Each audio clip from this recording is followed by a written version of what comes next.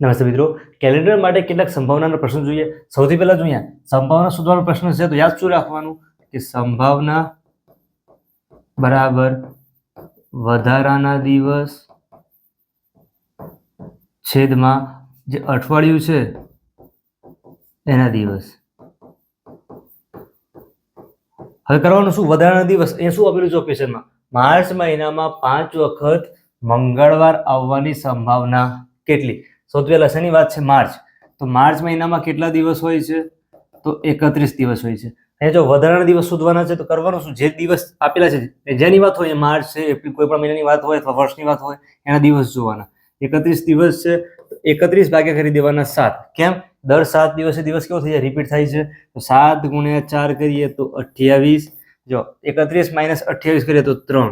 આજે 3 ને શું કહેવાય, આપણે શેષ કહીએ છીએ. તો શેષ બરાબર બીજું શું કહેવાય, વધારાના દિવસ. એ જે સંખ્યા આપેલી હોય એનો ભાગાકાર 7 થી કરી દેવાનો. શેષ જે મળે એ શું કહેવાય, વધારાના દિવસ. એ સંભાવના શોધવાની છે. તો વધારાના દિવસ કેટલા આવ્યા છે, અહીંયા 3 આવ્યા છે. તો 3 અઠવાડિયાની વાત છે, અહીંયા માર્ચ મહિનામાં કેટલી વખત આવે છે, તો કરવાનું શું, છેદમાં મૂકી દેવાના 7. 3/7 એ શું થઈ ગયું, સંભાવના. ખ્યાલ આવ્યો છે. ફરીથી બીજો ક્વેશ્ચન જોઈએ. એપ્રિલ મહિનામાં 5 વખત ગુરુવાર આવવાની સંભાવના કેટલી. ફરીથી એપ્રિલ મહિનો છે, એમાં કેટલા દિવસ હોય, તો 30 દિવસ હોય છે. હવે વધારાના દિવસ શોધવાના છે, તો કરવાનું શું, 30 ના ભાગે કરી દેવાના 7. ભાગાકાર ના કરો તો પણ ડાયરેક્ટ 7 નો બોલીએ. 7 ગુણ્યા 4 28. 2 શું વધી છે, શેષ. તો શેષ બરાબર શું થઈ જાય, વધારાના દિવસ.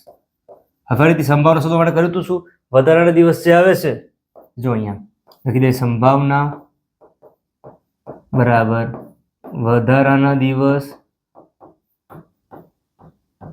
છેદની અંદર શું આવશે, આજે આપણે જો વધારાના દિવસ ભાગ્યા અઠવાડિયાના દિવસ, અઠવાડિયાના દિવસ. તો વધારાના દિવસ કેટલા આવ્યા હતા, અહીંયા જો 2 આવ્યા હતા, તો 2 અઠવાડિયામાં દિવસ કેટલા હોય, 7. તો આજે એપ્રિલ મહિનામાં 5 વખત ગુરુવાર આવવાની સંભાવના કેટલી, 2/7. હવે સંભાવના માટે બીજું કોઈ સાધારણ છે. સંભાવના માટે ખાલી એટલું પૂછાય કે સંભાવનાની શક્યતા, જો એવો કોઈ ચોક્કસ ઘટના હોય, શું હોય, ચોક્કસ ઘટના, તો એની સંભાવના કેટલી થઈ જાય, 1. અને કોઈ અશક્ય ઘટના હોય, કેવી હોય, અશક્ય ઘટના, તો એની સંભાવના કેટલી થઈ જાય, 0 થઈ જાય.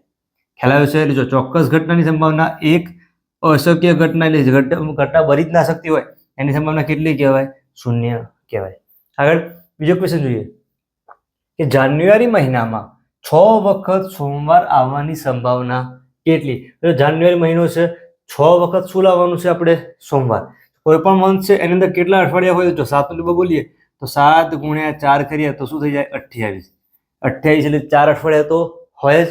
પછી ઉપરના જે બાકી રહે, જો જાન્યુઆરી મહિનામાં કેટલા દિવસ હોય, 31 દિવસ હોય છે. 28 માટે તો 4 અઠવાડિયા થઈ ગયા, બીજા 3 દિવસ કેવા હોય છે, વધારાના. વિચારો કે આપણો કયો દિવસ કીધું છે અહીંયા, સોમવાર. 4 વખત તો સોમવાર આવવાનો જ છે. આજે 3 દિવસ વધારાના છે, એમાં એક વખત સોમવાર પાછો આવશે એટલે 5 વખત આવે. એમ જો 6 વખત આપેલું છે, સંભાવના કેટલી કહેવાય, 0/7 એટલે કે 0 લખી દો અહીં ડાયરેક્ટ. ખ્યાલ આવ્યો. જુઓ સંભાવના કેવી થવાની, અશક્ય ઘટના છે એટલા માટે સંભાવના તેની થવાની 0. આગળ ક્વેશ્ચન જોઈએ. આગળ ફેબ્રુઆરી 2024માં 5 વખત સોમવાર આવવાની સંભાવના કેટલી. જો કયો મહિનો કીધો છે, તો ફેબ્રુઆરી. ફેબ્રુઆરી મહિનામાં ડાયરેક્ટ અહીંયા વર્ષ ના આપેલું હોય તો દિવસ કેટલા હોય, 28 કાં તો 29. પરંતુ અહીંયા વર્ષ આપેલું છે 2024. કયું વર્ષ છે, તો લીપ વર્ષ છે. તો લીપ વર્ષમાં કેટલા દિવસ હોય, 29 દિવસ હોય. 5 વખત સોમવાર પૂછ્યું છે. તો ફરીથી વધારાના દિવસ શોધી લઈએ, તો કરવાનું શું, 29/7 ભાગાકાર 7 કરી દેવાનો. 7 ચોક 28 1 એ શું કહેવાય, વધારાના દિવસ. સંભાવના લખી દો કે સંભાવના બરાબર વધારાના દિવસ 1, અઠવાડિયામાં કેટલા દિવસ હોય, 7. તો સોમવાર કેટલી વખત થશે, 5 વખત સોમવાર આવવાની સંભાવના કેટલી, 1/7. તો અહીંયા બીજી એક વસ્તુ યાદ રાખવાની, જો અશક્ય ઘટના લીધી હતી એટલે સંભાવના 0. કોઈ પણ મંથ હોય એની અંદર 6 વખત કોઈ પણ દિવસ આવે નહીં, એ ખાસ યાદ રાખવાનું છે. આગળ જો બીજો, સામાન્ય વર્ષમાં 53 વખત શનિવાર આવવાની સંભાવના કેટલી? જો શબ્દ કયો વાપર્યો છે? સામાન્ય વર્ષ. સામાન્ય વર્ષ હોય એટલે બિન લીપ વર્ષ પણ કહેવાય. જો લીપ વર્ષ હોય તેમાં કેટલા દિવસ હોય? 366. સામાન્ય વર્ષમાં કેટલા હોય? 365. જો અઠવાડિયા પૂછાય તો અઠવાડિયા એટલે કેટલા અઠવાડિયા હોય? ખ્યાલ ના હોય તો કરવાનું શું? 365 ભાગ્યા કરી દેવાના 7. ડાયરેક્ટ આપણે વીક કેટલા હોય છે? 52 અઠવાડિયા હોય છે. અને વધારાના દિવસ કેટલા હોય? 52 + 1 દિવસ. ખ્યાલ આવ્યો છે? ક્યારે 365 છે તો ભાગાકાર કરશો તો 7 × 5 35, 1 વધે છે ઉપરથી નીચે 5 આવે. 7 × 2 એટલે કે 14, 1 વધે છે અને શું કહેવાય? શેષ.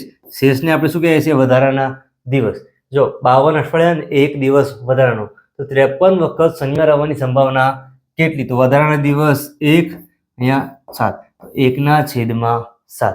ખ્યાલ આવ્યો છે? તો અહીંયા જો 1/7 શું થઈ? એની સંભાવના થઈ. આગળ જોઈએ. અહીંયા પ્રશ્ન છે કે બિન લીપ વર્ષમાં 53 વખત રવિવાર આવવાની સંભાવના કેટલી? ફરી જો બિન લીપ વર્ષ, આગળ શું શબ્દ હતો? સામાન્ય વર્ષ. એટલે લીપ વર્ષ, સામાન્ય વર્ષ અને બિન લીપ વર્ષ શબ્દો અલગ અલગ છે. બિન લીપ વર્ષ એટલે કે 365, લીપ વર્ષ તો 366. 53 વખત રવિવાર આવવાની સંભાવના કેટલી? 365 જુઓ 52 શું હોય? અઠવાડિયા હોય છે અને 1 શું હોય? વધારાનો દિવસ.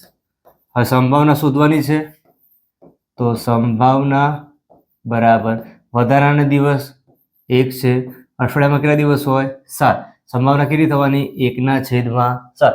એટલે કે બિન લીપ વર્ષમાં 53 વખત રવિવાર આવવાની સંભાવના કેટલી? 1/7. આગળ જોઈએ. ફેબ્રુઆરી 2003માં 5 વખત સોમવાર આવવાની સંભાવના કેટલી? સૌથી પહેલા ફેબ્રુઆરી હોય તો આપણે સમજીએ શું? 28 કાં તો 29. તો અહીંયા 2003 આપેલું છે. આ કયું વર્ષ કહેવાય? તો બિન લીપ વર્ષ. ખ્યાલ આવ્યો છે? તો બિન લીપ વર્ષ હોય તો કેટલા દિવસ હોય? 28 કે તો 29 માંથી શું હોય? 28 હોય. જો લીપ વર્ષ હોય તો 29 દિવસ હોય. 28 માં વધારાના દિવસ શોધવા હોય તો શું કરવાનું? 7 થી ભાગાકાર. 7 × 4 એટલે કે 28, 0. સંભાવના શોધવાની છે તો સંભાવના બરાબર વધારાના દિવસ કેટલા છે?